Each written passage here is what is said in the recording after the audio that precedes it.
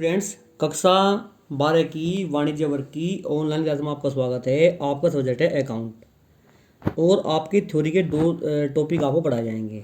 Numerical आपको tuition पे कराए जाएंगे। इसमें टॉपिक है ऋण पत्रों के भेद। इस प्रकार के प्रश्न दीर्घ उत्तरीय यानी 10 नंबर में आते हैं। ऋण पत्रों के भेद इस प्रकार हैं। पहला है नगद ऋण पत्र यानी नेगड डिवेंचर्स। इन ऋण पत्रों का आशय ऐसे ऋण पत्रों से है जिनके धारकों को कोई प्रतिभूति नहीं दी जाती।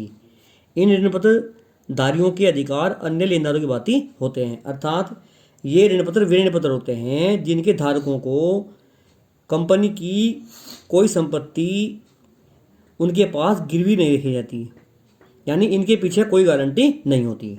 दूसरा है बंधक ऋण पत्र। ये ऋण पत्र होते हैं जिनकी सुरक्षा के लिए कंपनी द्वारा कोई संपत्ति ऋणधारियों के नाम बंधक कर दी जाती है, अर्थात ये ऋण पत्र होते हैं जिनके पीछे कंपनी अपनी कोई संपत्ति ऋणधारियों के नाम कर देती है, अर्थात अगर कंपनी ऋण का भुगतान नहीं करती तो कंपनी बंधित संपत्ति का विक्रय नहीं कर सकती। यदि कंपनी इन ऋण पत्रों के ब्याज तथा मूलधन का भुगतान नहीं करती तो बंधित संपत्ति ऋणधारियों के अधिकार में आ जाती है, अर्थात अगर कंपनी ऋणधारियों को ब्याज और उनकी मूल राशि नहीं दे पाती जितने के ऋण पत्र उन्होंने खरीदते हैं तो यह संपत्ति ऋणधारियों के अधिकार में आ जाती है, अर्थात वे संपत्ति को बेचकर अपना पैसा वसूल कर सकते हैं। नंबर 3 है स्वाध्याय ऋण पत्र। स्वाध्याय ऋण पत्र से ऐसे ऋण पत्रों से है जिनका निश्चित अवधि की समाप्ति के पश्चात अथवा पूर्ण निश्चित विधि के अनुसार भुगतान कर जाता है। यानी स्वाध्याय ऋण पत्र ऐसे ऋण पत्र होते हैं जिनका भुगतान एक निश्चित अवधि की समाप्ति के पश्चात कर दिया जाता है। प्राय कंपनियां इसी प्रकार के ऋण पत्र निर्गमित करती हैं। नेक्स्ट है अशोध्य या स्थायी ऋण पत्र। इन ऋण पत्रों का भुगतान कंपनी के जीवन काल में नहीं किया जाता। इनका शोधन केवल कंपनी के समापन पर अथवा कंपनी द्वारा भयंकर भूल होने पर ही किया जाता है, अर्थात इन ऋण पत्रों का भुगतान कंपनी के जीवन काल में नहीं किया जाता। यानी जब तक कंपनी रहती है तब तक इनका भुगतान नहीं होता। कंपनी के समापन पर ही इनका भुगतान किया जाता है और ब्याज कंपनी हर साल देती रहती है इन पर। आगे चलते हैं वाहक ऋण पत्र। वाहक ऋण पत्र वे ऋण पत्र होते हैं जिनके संबंध में किसी प्रकार की कोई सूचना कंपनी के कार्यालय में नहीं रखी जाती, अर्थात इनके हस्तांतरण के लिए कंपनी की स्वीकृति आवश्यक नहीं है। अर्थात जो वाहक ऋणधारी होते हैं वे कंपनी की बिना स्वीकृति के ही ऋण पत्रों को एक व्यक्ति से दूसरे व्यक्ति को हस्तांतरित कर सकते हैं। यानी जो ऋणधारी है वह किसी दूसरे व्यक्ति को आसानी से ऋण पत्रों का हस्तांतरण कर सकता है।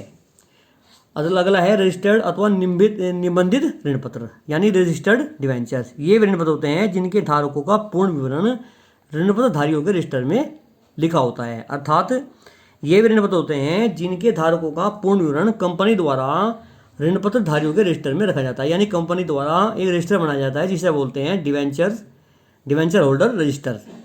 इनके हस्तांतरण के लिए कंपनी की स्वीकृति आवश्यक है, अर्थात अगर जो ऋण पत्रधारी है अगर वह अपने ऋण पत्र किसी दूसरे व्यक्ति को हस्तांतरित करना चाहता है तो उसे कंपनी की स्वीकृति लेनी होगी, तभी वह हस्तांतरण कर सकता है और इसके लिए उसे हस्तांतरण शुल्क भी देना पड़ता है जिसे हम इंग्लिश में बोलते हैं ट्रांसफर फी।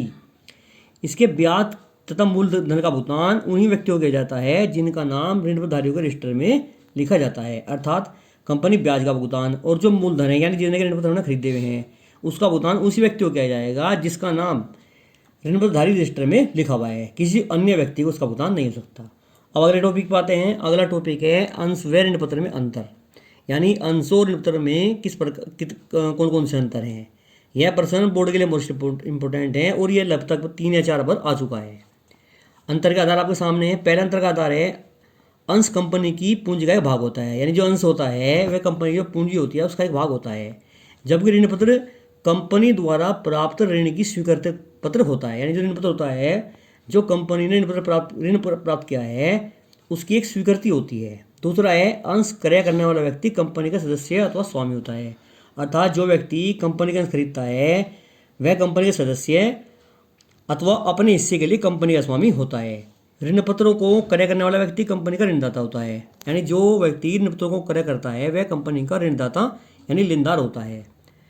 अंश पत्रधारी को कंपनी की साधारण सभा में मत देने का अधिकार होता है, यानी कंपनी जो हर साल वार्षिक साधारण सभा होती है उसमें किसी विषय पर अपना मत देने का अधिकार होता है, जबकि ऋण प्रदारी को मत देने का अधिकार नहीं होता।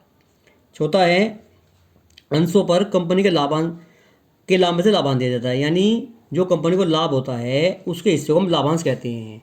वह हर साल अंशधारी को दिया जाता है, जबकि ऋण पत्रों पर लाभांश नहीं दिया जाता। नेक्स्ट है, कंपनी को हानि होने पर लाभांश नहीं दिया जाता, यानी अगर कंपनी को हानि होती है तो कंपनी उस साल लाभांश का वितरण नहीं करती, जबकि कंपनी को हानि होने पर भी ब्याज निश्चित दर से दिया जाता है। अर्थात ऋणधारियों को ऋण पत्रों पर क्या मिलता है, हर साल निश्चित दर से ब्याज मिलता है, चाहे कंपनी को लाभ हुआ हो या न हुआ हो।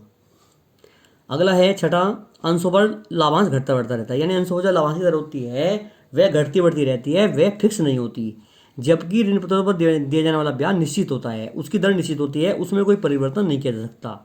नंबर 7 है, अंशों के निगमन का आधार कोई प्रतिभूति नहीं होती, यानी अंशों के निगमन करने पर कंपनी उसके पीछे कोई किसी प्रकार की सिक्योरिटी नहीं रखती, यानी अपनी कोई प्रॉपर्टी गिरवी नहीं रखती, जबकि ऋण पत्रों को प्रतिभूति के आधार पर निगमित किया जाता है, यानी ऋण पत्रों के पीछे कंपनी को अपनी कोई प्रतिभूति यानी सिक्योरिटी रखनी पड़ती है। नेक्स्ट है, कंपनी के समापन के समय ऋणधारियों को अंशधारियों को उनके द्वारा लगाई गई पूंजी का सबसे बाद में भुगतान किया जाता है। यह भुगतान आंशिक भी हो सकता है, यानी अगर कंपनी का समापन होता है तो अंशधारियों को जो उनके द्वारा लगाई गई पूंजी है उसका भुगतान सबसे अंत में किया जाता है। यह भुगतान आंशिक हो सकता है, यानी जितना उन्होंने पैसा लगाया है हो सकता है कि उन्हें पूरा पैसा वापस ना मिले, उन्हें कुछ कम भुगतान मिले, जबकि ऋणधारियों को कंपनी के समापन पर अंशधारियों से पूर्व रुपया भुगतान किया जाता है, यानी जो अंशधारी होते हैं उन्हें भुगतान जो ऋणधारी होते हैं उन्हें भुगतान अंशधारियों से पहले मिलता है। लास्ट है, अंशधारियों को कंपनी के प्रबंध में नीति निर्धारण करने में भाग लेने का अधिकार होता है। जो कंपनी के अंशधारी होते हैं, शेयर होल्डर होते हैं, उन्हें कंपनी के प्रबंध व नीति निर्धारण में भाग लेने का अधिकार होता है, जबकि ऋणधारियों को कंपनी के प्रबंध एवं नीति निर्धारण करने में भाग लेने का अधिकार नहीं होता। अर्थात जो कंपनी के ऋणधारी होते हैं वे कंपनी के प्रबंध संचालन एवं नीति निर्धारण करने में भाग नहीं ले सकते। इस प्रकार आपका टॉपिक कंप्लीट हुआ। इसकी फोटोकॉपी आपको भेज दी जाएगी, आप इसे ध्यानपूर्वक पढ़ लेंगे और आप इसे साथ में याद भी कर लेंगे। धन्यवाद।